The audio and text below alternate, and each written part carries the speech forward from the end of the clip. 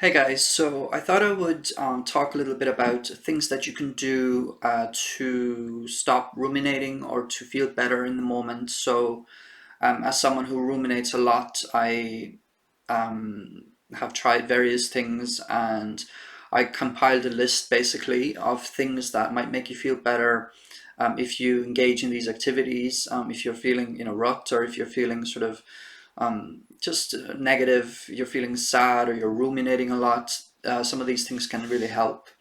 And I actually made quite a long list, so I think I'm going to break this up into two videos. So I'll do about 10 in this particular video. So the first thing is to breathe in and out slowly. We've heard this 1,000 times, right? So breathe in and out slowly until you feel a bit calmer. So if you're really going through some kind of anxiety, you may find that your breathing, it takes a while to kind of this breathing exercise, it can take a while to calm you, so keep doing it until you feel calmer, so until you notice a difference in yourself. So if it takes 30 seconds, if it takes 5 minutes, just try to do it for as long as you need to. So just breathe in and out calmly and slowly, and you feel the muscles, you feel your body kind of relaxing. And this is something that you can do. You can take a little bit of, you can do it whenever, you can take a little bit of time out to kind of just breathe and focus on your breathing. And we've heard this so many times, but it really does work. It really does help a lot of times. Now, it's not something that will kind of solve all your problems every time you have a problem or something like that, but it's a little tip that you can give. It's a little tip that you can do to feel better in the moment, that is very easy to do and that anybody can do. So just really kind of focus on the breath for a few seconds or a few minutes. Next tip is listen to music. So this is something that really helps me, preferably something kind of atmospheric or ambient or soft. And you can kind of maybe lie down if you were in a position to do that, kind of lie down and don't focus on anything else, don't do anything else. As much as it's great to have background music, if you needed to calm yourself, it's best to kind of lie down and listen to, really focus on the music, try and kind of merge with it almost, try and hear the subtleties. Um, Especially if you're a highly sensitive person or something like that, if you're very sensitive, you can kind of pick up on subtleties easier than other people. So if you listen to music with a lot of subtle undertones or little bits and pieces that you kind of need to really listen to pick them out, try and engage in that. So listen to something that you can focus on and get into the subtleties of it and the nuance of it, and then that will kind of calm you, and you're kind of getting your mind somewhere else. You're kind of thinking about the music, you're not thinking about your problems or how you're feeling. You're just well, you might be thinking of how you're feeling when it comes to the music, how the music is making you feel, but you're not thinking about your usual problems, or you're not ruminating the way you normally would. So the music is another tip. Another tip is some people may not be into this, but guided meditation videos. Personally, I like using these. So there's plenty of if you YouTube, if you search on YouTube guided meditation videos or something like that, you will find plenty of channels that do this. So also what's good about them is not only do they help you relax and get out of your head, and it's meditation, it also oftentimes it often gives you tips as well. So it might have an insight in the beginning of the video or throughout the video or at the end of the video that will help you think about some area of your life in a different way. So some of the meditations have these kinds of insightful pieces added into it. So it's not just, about getting into the present moment and focusing on your breath or something like that, which is great. But it's not just that. So a lot of them do have this kind of insight as well into, like, to think about something in a different way. Another point that I want to make is something that I personally struggle with a lot of times is to reframe. So if you're having negative thoughts, you're ruminating about something heavily, try to reframe it into something else, something positive.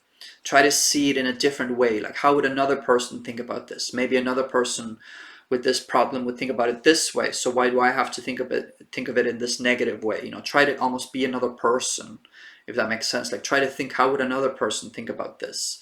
And try to apply that to yourself and really practice reframing, because the more you practice things, the better you get at it, you know? Like it's about doing it as often as possible so that it will become a habit.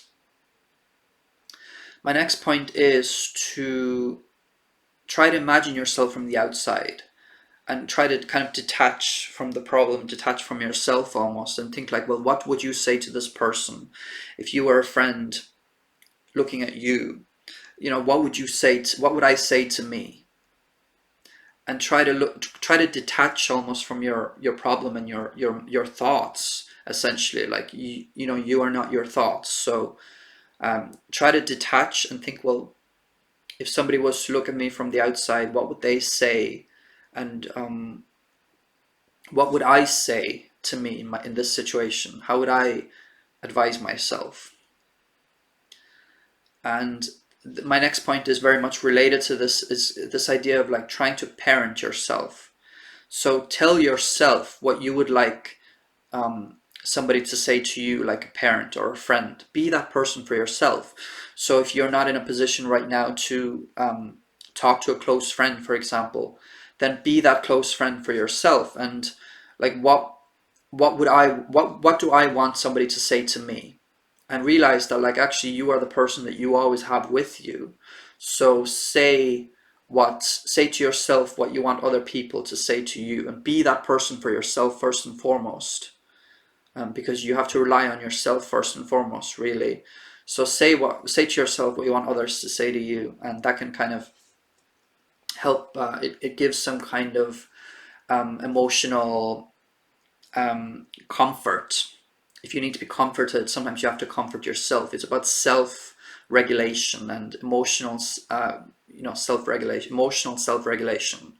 Like, what do I need to do right now to feel better in myself? What do I have to say to myself? What do I think I need to hear? And then kind of really try to say that to yourself. And my next point is, be creative and actually feel into the feelings and express them. So don't try to ignore them, don't try to avoid them. If this works for you, then especially if you're an artistic sort of person, if you're a creative person, you probably know all about this, sing and dance, even like get into your body. Singing can kind of distract you in that, well, it can distract, or it can make you help you process things, because you're focusing on the words, you're focusing on the emotion, you're not like just thinking, you're actually externalizing it, you're verbalizing it in a creative way. And so you're kind of getting into your body as well. Singing is a very physical, it's like it's like your physical body and your emotional body are kind of connecting when you're singing. So there's that. And dancing, like if you want to just like bust a few moves on your own in your house, even, like just that can actually help you kind of get some of that energy out. If you're feeling negative, then it's kind of raises your vibration a little bit. And so any kind of artistic pursuits like painting, drawing, poetry, journaling, or blogging, just getting it out, sometimes that really helps. And you can choose whether it's something that you want to share with others, so in a public blog, or something that you're sharing creatively, or it can be something just for yourself and just kind of venting your thoughts out into a journal. Personally, I keep a laptop journal, so it's just easier for me to type.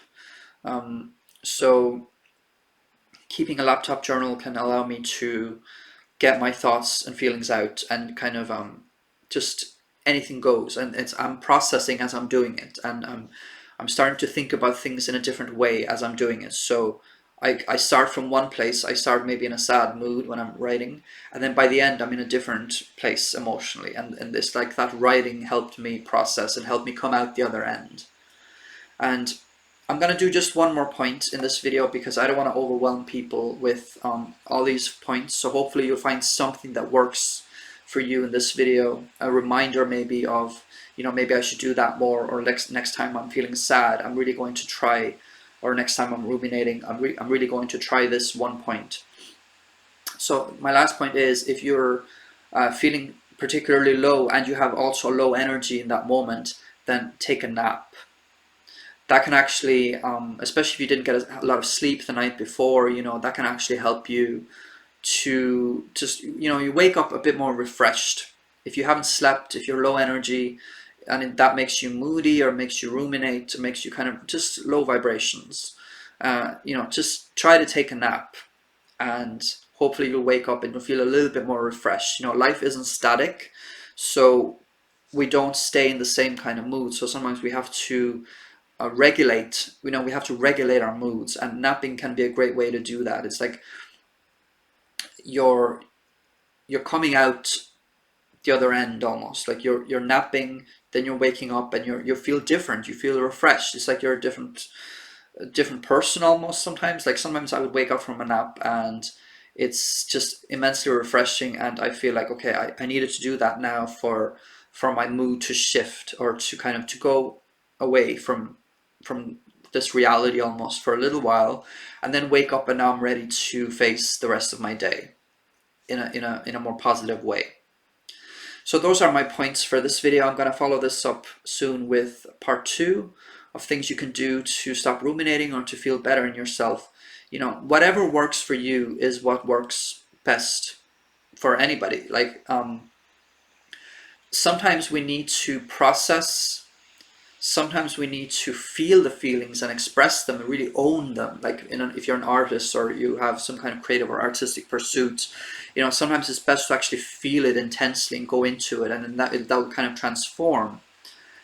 Or sometimes we need to just a little bit, it sounds bad, but sometimes we need to distract ourselves, or not avoid the problem, but just kind of distract ourselves and do activities to kind of get our head somewhere else. And sometimes we need to detach.